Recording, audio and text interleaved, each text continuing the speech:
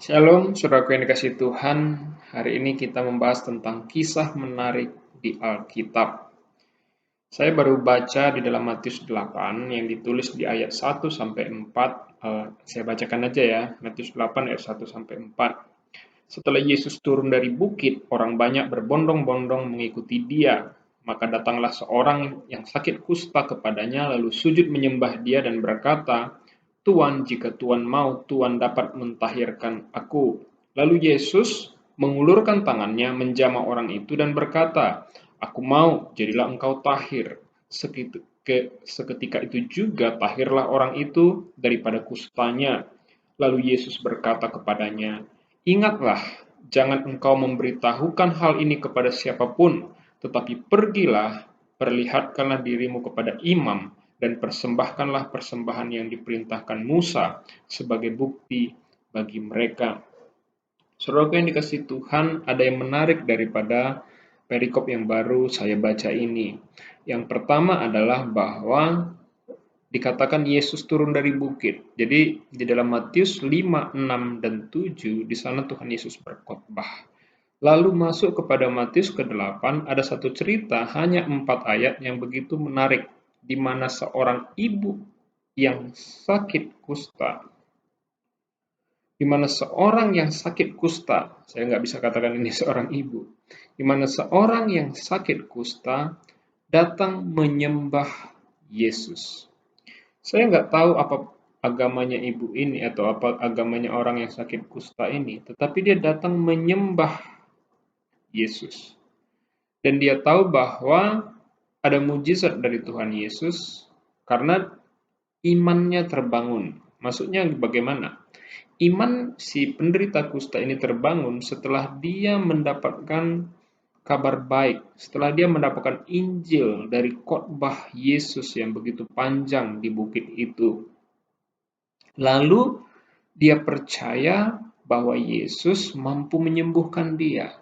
Dan suatu saat yang tepat, dan memang ini momennya dia mau diselamatkan Tuhan, dia bisa berjumpa dengan Tuhan, dan dia bersujud di hadapan Tuhan.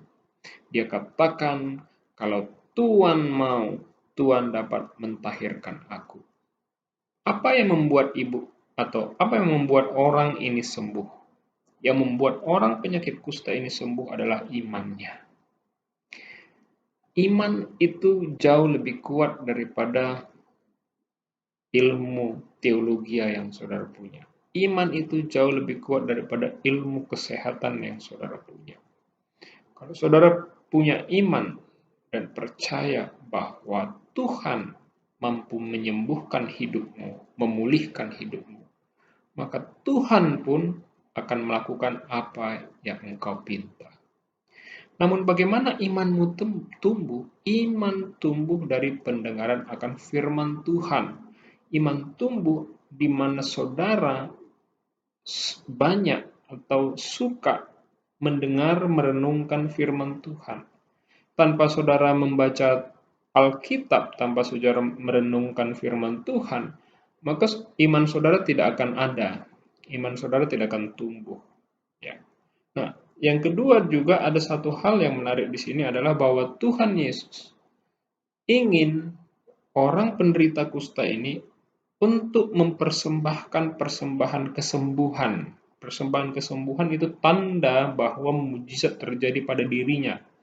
Kenapa mujizat bisa terjadi? Saya katakan itu mujizat. Karena kusta pada waktu itu adalah penyakit yang membutuhkan mujizat, tidak membutuhkan dokter. Karena dokter belum bisa atau belum ada teknologi atau belum ada obat untuk menyembuhkan kusta. Sehingga kalau ada orang yang sembuh dari kusta, itu adalah mujizat. Kalau mujizat itu dinyatakan kepada dunia, maka dunia akan bertanya, dan dunia akan mencari sumber mujizat. Maka Tuhan Yesus bilang, engkau nggak perlu kasih tahu apapun tentang hal ini. Tetapi buktikan, berikan persembahan bahwa engkau sembuh dari sakit kusta. Supaya dunia tahu ada harapan, ada Injil, di mana orang yang mau dipulihkan dapat dipulihkan. Hari ini kita belajar bagaimana iman kita bisa memulihkan hidup kita. Namun iman kita bertumbuh oleh pendengaran firman Tuhan. Dan iman ini juga perlu dipertontonkan kepada dunia, supaya dunia mencari sumber mujizat. Demikian firman Tuhan. Tuhan Yesus memberkati.